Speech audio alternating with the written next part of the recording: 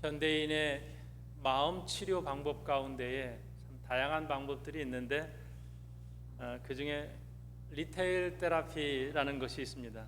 1980년대 미국의 신문과 잡지에서 유행했던 표현입니다. 리테일 테라피. 어떻게 보면 쇼핑 테라피라고도 축소시켜서 말할 수 있을 텐데, 쇼핑이라는 의미의 리테일과 요법이라는 테라피가 합쳐진 말입니다. 일상의 스트레스나 우울감 같은 것을 해소하기 위해서 이제 쇼핑을 하는 것이죠. 이걸 치료요법이라고 할 수 있나? 그런데 많은 사람들이 이 방법을 사용을 합니다. 구매 과정에서 설렘이 있고 새 물건이 주는 만족감이 있어서 이것이 우리의 뇌에 도파민을 분비시킨다라고 하는 겁니다. 직장 생활은 너무 힘들고 또 해결되지 않은 그런 문제, 관계에서 오는 상처, 이런 것 때문에 이건 나에게 주는 선물이야. 쇼핑을 해서 나를 위한 선물로 준다라고 하는 것이죠. 세상의 일들은 내 마음대로 잘 되지 않는데 쇼핑은 내가 원하는 물건을 고르고 내 마음대로 고르고 내 마음대로 결제하고 그 순간만큼은 내가 이것에 대한 통제권을 가지고 있다라고 하는 거예요. 그래서 내 마음대로 할 수 있는 게 있어서 기분이 좋다는 것이죠. 스마트폰에 터치 하나로 결제하고 주문하고 그리고 택배를 받아서 문 앞에까지 도달하는 그 설렘의 시간들 자체가 테라피가 된다는 거예요. 이게 치유의 한 과정이 된다라고 하는 것이죠. 그런데 사실 이 행위를 자세히 들여다보면은 사람 안에, 그 행위를 하는 사람 안에 마음에 뻥 뚫린 심리적 공간이 있습니다. 이것을 자꾸 무언가로 채우려고 하는 것이죠. 그 빈자리를 뭘로 채울 수가 없어서 택배 상자 하나로 채워보려고, 잠깐 덮어보려고 하는 시도들입니다. 이 현상에 대한 질문을 놓고 볼 때에 우리 이제 철학의 고전처럼 된 그런 책이 있습니다. 20세기 사회심리학자인 에릭 프롬이 쓴 소유냐 존재냐, To have or to be, 아마 다 읽어보셨을 거예요. 읽어보진 않았어도 저런 책 이야기는 한 번 정도 들어보셨을 겁니다. 인간의 삶의 방식을 have와 be로, 소유와 존재로 나눕니다. 소유 양식과 존재 양식으로 구분을 하는 것이죠. 소유 양식으로 사는 사람은 자기 가치와 정체성을 가진 것에서 찾습니다. 내가 어떤 브랜드를 소유했느냐, 얼마나 많이 가지고 있느냐, 무엇을 손에 쥐고 있느냐, 이게 내 존재의 가치를 말한다라고 하는 것입니다.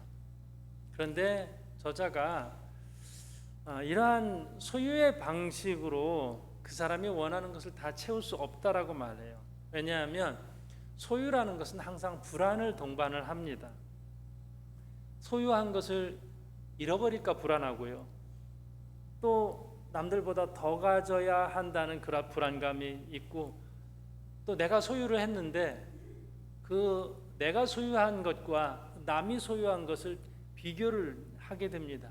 그래서 가지면 가질수록 더 많이 가지려 하게 되고, 가지면 가질수록 그 마음속에 뻥 뚫린 빈 공간은 더 크게 된다라고 하는 것입니다. 그래서 소유의 양식으로 살아가는 사람은 결국 이렇게 말합니다. 나는 내가 가진 것을 다 잃어버리면 나는 아무런 가치가 없는 사람이다. 내 소유가 내 가치이기 때문에 이거 잃어버리면 나는 아무것도 아니야 라고 하는 것이죠. 그래서 요즘 사는 사람들의 양식의 많은 부분들이, 우리의 삶에 있어서 많은 부분들이 뭘 가지고 있느냐, 그것에 따라서 뭘 사느냐, 내가 이게 인생의 의미다라고 하는 것이죠. 그런데 어떻습니까? 택배 상자를 뜯는 기쁨은 그렇게 오래가지 않아요. 그 기간을 조금 늘려보려고 유튜브에서는 언박싱 행사 이런 것들을 하더라고요. 천천히 뜯는 거예요. 소리를 내가면서, 여러분 소리가 들리죠? 그 소리가 뭐라고? 그냥 훅 찢어서 열어버리고 그 알맹이만 보면 되는데 하나하나 카메라 각도를 다 계산을 해가면서 언박싱을 남들에게 수만 명에게 보여줍니다. 그러면 그거를 사지는 못하지만 대리만족을 하면서 이것도 보고 저것도 보고, 그게 뭐예요? 내 것도 아닌데 그 사람은 또 후원을 받아서, 협찬을 받아서 언박싱 행사를 하지만 그 설렘의 시간이 얼마나 가겠습니까?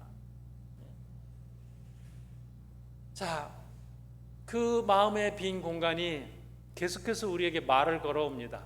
아직도 부족해. 아직도 부족해. 산더미처럼 집안에 박스들을 쌓아놓아도 여전히 부족한 것이죠. 이 말을 한 사람이 있어요. 아직도 부족해. 2000년 전 여리고의 한 남자가 돈을 많이 벌었습니다. 그런데 내내 그가 하는 말이 있어요. 아직도 부족해.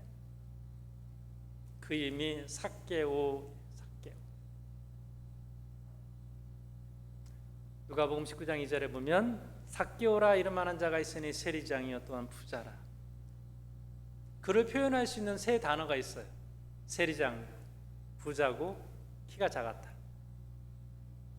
삭개오라는 이름은 뜻이 아주 좋아요. 깨끗한 자, 순결한 자. 그런데 그의 삶은 정반대의 길로 나아가고 있습니다. 깨끗하지도 않고 순결하지도 않았습니다. 그가 어떻게 세리가 되었는지 성경이 밝혀주지 않고 있습니다. 어쩌면 그는 어릴 적부터 주목받지 못하는 사람이 아니었을까 싶습니다.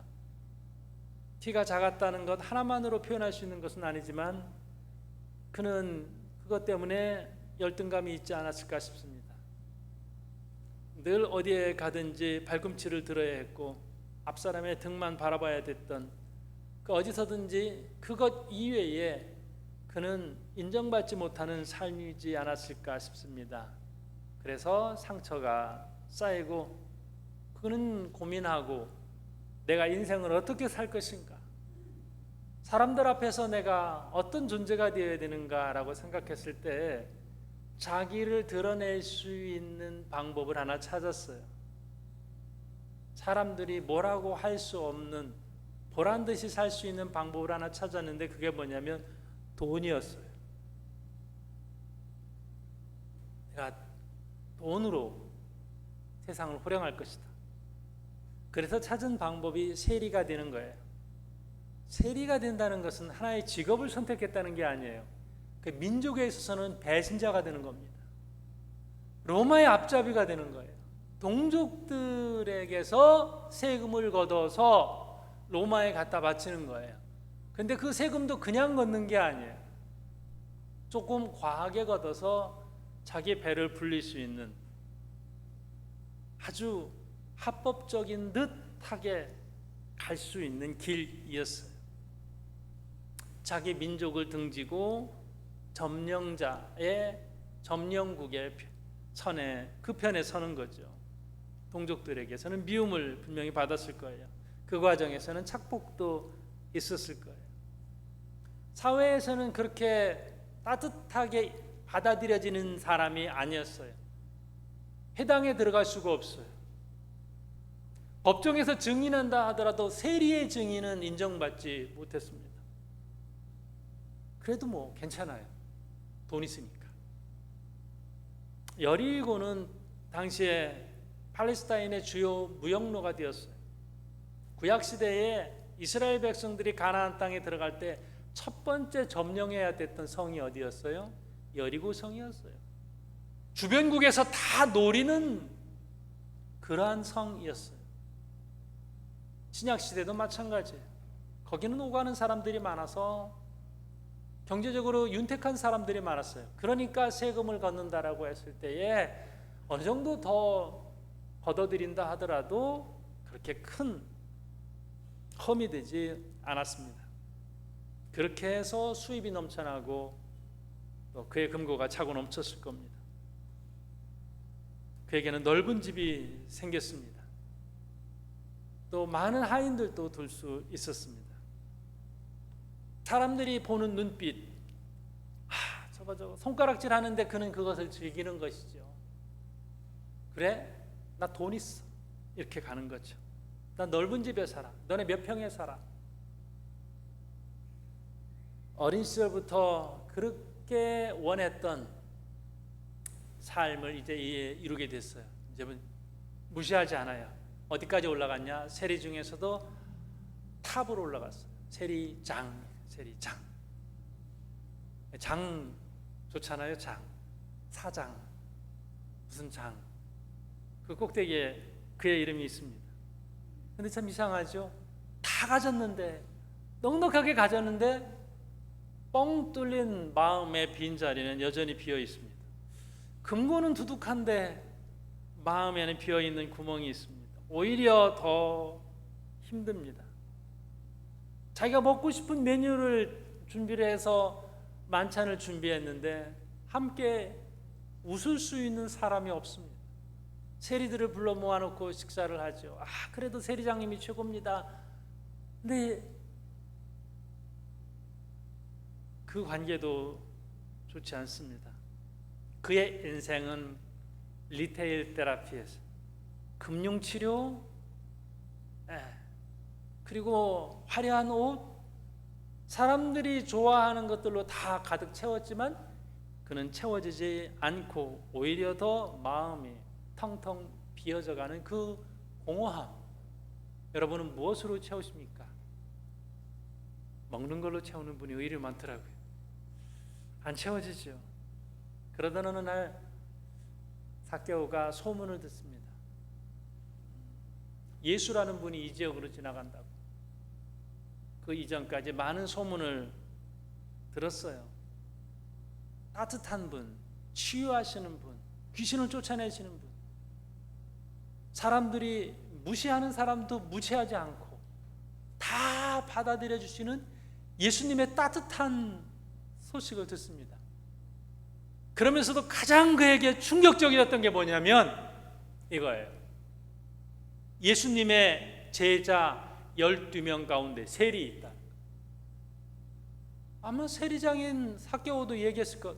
나 그 사람 알지? 레위 마태? 그 사람 알지? 근데 그 사람이 세리였다가 예수님의 제자가 됐다고.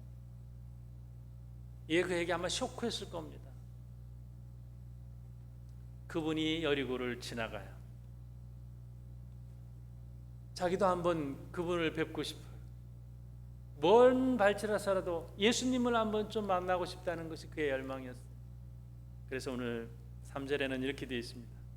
그가 예수께서 어떠한 사람인가 하여 보고자 했다. 이것은 단순한 욕구가 아니에요. 알고 싶고 확인하고 싶다. 어떤 굉장히 열정적인 갈망이 여기에 있어요. 예수님이 어떤 분이실지 꼭 한번 내가 봐야 되겠다라고 하는 거예요. 자, 이제 예수라고 하는 그 이름 앞에 그가 흥분되기 시작했어요. 처음으로 그 어떤 물질적인 것으로 채워지지 않았는데 예수의 이름을 들으면서 그분이 우리 집 가까이에 지나가신다는 그 얘기를 들으면서 처음으로 자기 인생에 기대감이라는 것이 생겼어요. 문제가 있어요. 키가 작아요. 또 하나, 사람이 너무 많아요. 군중들로 가득 메워져 있어요. 사람들 틈으로 예수님을 만나기 위해서 시도를 했을 거예요. 나 좀 들어가자고. 길을 비켜주려고 하다가도 삭개오인 거 확인하고 도망가. 아니면 안 보이게 옆구리를 쿡 찌르든지 발을 밟든지 하지 않았을까 싶습니다. 당신 같은 사람은 어떻게 예수님을 만나냐고. 방법이 없습니다. 그런데 그 뜨거운 마음이 계속되면서 어떻게든지 예수님을 만나고자 하는 열망이 있습니다. 그러니까 뛰는 거예요. 예수님의 가는 길 저 앞에서 예수님이 지나가시는 거, 여기는 지나가십니다 하는 확실한 길목에서 그가 방법을 찾았습니다. 나무에 올라가는 거죠. 쉽지는 않았을 것 같아요. 그가 많은 것을 먹고 여유로운 삶을 살아서 그 날씬한 몸매는 아니지 않았을까 싶습니다. 그 몸으로 어떻게든지 나무 위로 올라가는 거예요. 길 한가운데에 뽕나무가 있습니다. 그 위로 올라갔어요. 돌무화과 나무라고도 하는 그 나무 위에 올라가서 이제 지나가시는 예수님을 봅니다. 사람들이 놀려댔겠죠. 조롱했겠죠. 웃었겠죠. 체면도 없이 딱 하나 그분이 나의 이 공허함을 분명히 채울 수 있으리라는 확신. 예수님께서 지나가시면서 삭개오를 쳐다보십니다. 사람들이 환호합니다. 예수님께서 이렇게 말씀을 하십니다. 삭개오야, 속히 내려오라. 오늘은 내가 내 집에 유하여야 하겠다. 삭개오야 이렇게 부르네요. 이상하죠? 사람들은 그렇게 안 부르거든요. 매국노라고 부르든지 그냥 뭐 세리라고 부르든지 그를 부르는 호칭이 있는데 예수님은 참 따뜻하게 그의 이름을 부르십니다. 삭개오야. 어쩌면 자기 이름을 누군가가 이렇게 따뜻하게 부르는 것이 평생의 처음이 아니었을까 싶습니다. 돈만 아는 사람, 키 작은 사람, 혹은 매국노, 이렇게 흔히 부르는 이름들 다 뒤로 하고 예수님께서 삭개오야, 내려와라. 내가 오늘 내 집에 유하여야 하겠다. 유하여야 하겠다. 이것은 가능성을 묻는 것이 아니에요. 반드시 내가 내 집으로 꼭 가야 되겠다. 이런 필연성이 담겨 있는 말씀이었습니다. 사람들이 수군댔겠죠. 주인의 집에 들어간다고. 당연한 반응이에요. 오늘도 그 말씀이 있습니다. 분명 6절에는 급히 내려와 즐거워하며 영접하거늘 이렇게 되어 있는데 7절에는 무사람이 보고 수군거려 이르되 저가 주인의 집에 유하러 들어갔도다 하더라. 사람들 수군거려요. 주인의 집에 들어간다. 이런 거 전혀 개의치 않고 이제 삭개오의 집에서 만찬이 이어졌습니다. 어떤 대화가 있었을까요? 그 대화가 그렇게 중요하지는 않았던 것 같아요. 중요한 것은 삭개오의 결단과 예수님의 말씀이었어요. 그 사이에 깊이 있는 대화가 오고 가고 눈물을 흘리고 식사가 끝나갈 무렵 8절에서 삭개오가 이렇게 말합니다. 주여 보시옵소서, 내 소유의 절반을 가난한 자들에게 주겠사오며 만일 누구의 것을 속여 빼앗은 일이 있으면 네 갑절이나 갚겠나이다. 주님께서 내 자산 좀 팔아서 가난한 사람들에게 주라 이 말씀 하지 않으셨을 거예요. 어느 부자 청년에게는 말씀을 하셨어요. 너 재산 팔아서 가난한 자들에게 주고 와서 나를 따르라. 그는 여전히 마음에 빈 것을 자기 재산으로 메워가던 사람이었을 것이고 오늘 여기 삭개오는 예수님을 만남으로써 그 공허한 마음의 빈자리가 예수님으로 가득 채워지게 된 것이죠. 예수님이 말씀하지 않으셨는데 스스로 자기 인생에서 정말로 중요한 것, 지금까지 악착같이 모았던 이 돈은 의미가 없다는 것을 알게 됐어요. 그래서 재산의 절반을 가난한 자들을 위해서 내놓겠다. 예수님의 마음, 예수님의 시선이 어디에 있는지를 분명히 간파한 것이죠. 그리고 누구의 것을 속여 빼앗은 일이 있으면 네 갑절 갚겠다. 누구의 것을 속여 빼앗았으면 5분의 1만 더하면 돼요. 이게 법이에요. 20% 더해서 갚으면 되는 것인데 이것은 200%도 아니고 400% 내가 갚겠다 했습니다. 평생 돈으로 채우려 했던 것이 이제 다른 것으로 가득 채워지니까 중요하지 않아요.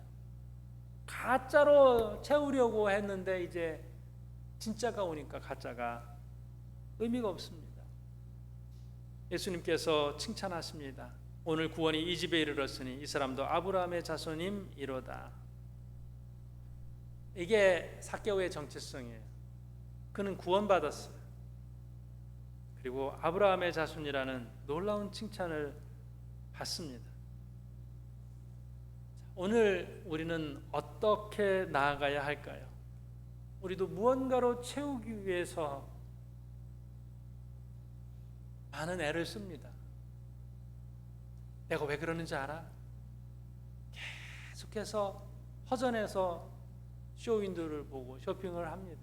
이것저것 사보는데 사고서 만족하고 하는 게 아니에요. 그냥 사는 그 행위. 또 계속해서 먹는 것으로 그 허전함을 달래기도 하고, 또 인정욕구로 인정받기 위해서 부단히 애를 쓰고, 또 누군가는 끊임없이 성공하려고 해요. 성공으로 나를 입증하려고 해요. 가만히 있을 수가 없어서 계속 일하는 사람도 있어요. 집에 좀 가시라고, 이제 좀 일 좀 그만하시라고. 그런데 일하는 것을 멈추면 내가 아무것도 아닌 사람처럼, 그저 일할 때만 내가 뭔가라도 하는 사람인 것처럼 보여져서 그냥 워커홀릭으로 그렇게 가는 사람도 있습니다. 누군가가 사람이 옆에 있어야 되는 분도 있어요. 계속 사람을 찾아요. 사람이 없이 혼자 고요하게 있는 때는 내가 견딜 수가 없는 거예요. 그 조용한 시간. 그 조용한 시간도 나인 건데 그것은 내가 견딜 수가 없어요. 참을 수가 없어요. 그래서 계속해서 이 사람 저 사람 찾습니다. 방법은 달라도 마음의 그 빈 공간을 무언가로 채우려고 애쓰는, 여전히 비어 있다고, 여전히 채워야 된다고 하는 그 갈급함이 있습니다. 근데 그리스도인은 삭개오와 같아야 돼요. 예수님께서 오셨기 때문에, 예수님께서 그 빈자리를 채웠기 때문에 이제 예전에 내가 왜 그랬나 몰라 이렇게 돼야 돼요. 쇼핑에 열을 올렸던 분은 내가 뭐라고 이러고 살았나. 지금은 아니라는 거예요. 지금은 주님만으로 내가 참 만족한다. 그래서 세상적인 비교, 세상적인 그런 애착 이런 것들 다 내려놓고 우리 그리스도인들은 삭개오와 같은 고백을 할 수 있어야 합니다. 이게 중요한 게 아닙니다. 내가 이것은 주님을 위해 사용하겠습니다. 어려운 이웃을 위해서 내가 사용하겠습니다. 주님 내 이름 한번 불러주신 것 그것으로 나는 만족합니다. 이렇게 가는 것이죠. 자, 나무 위에 올라가 있는 삭개오를 향하여서 주님이 이렇게 말씀하시죠. 속히 내려, 빨리 내려와라. 어떤 상징적 의미로 우리가 적용해 볼 수 있지 않을까? 여러분 어디에 올라가 있습니까? 무엇을 움켜쥐고 있습니까? 그건 내려놔. 우리가 의지했던 것들 거기서 내려와야지. 나를 지탱해 왔다고 믿었던 것들, 내 통장의 잔고, 타인의 시선, 내 성취, 자식에 대한 자랑, 집착, 우리가 움켜쥐고 있는 모든 것들 향하여서 주님이 말씀하십니다. 내려와도 괜찮아. 내려와. 거기서 움켜쥐고 있지 말고 내려오라고 주님 말씀하십니다. 우리는 어떻게 할까요? 삭개오처럼 급히 내려와 영접하는 것이죠. 원래 이 빈자리는 그 어떤 세상의 것으로 채울 수 있게 설계되어 있지 않아요. 이 빈자리는 하나님만, 예수님만으로 채워지게 설계된 공간입니다. 삭개오는 이날 처음으로 이것이 체험받음을 경험했습니다. 그리고 구원받고 아브라함의 자손이라는 칭찬을 받았습니다. 오늘 그 구원이, 그 축복이 저와 여러분에게도 동일하게 임하기를 바라고요. 그 어떤 것으로 채울 수 없는 공간을 예수의 이름으로, 예수님의 은혜로 가득히 채울 수 있기를 주님의 이름으로 축복합니다. 우리 시간 찬양 한 곡 하고 함께 기도하는 시간 갖겠습니다. 내 마음의 한 자리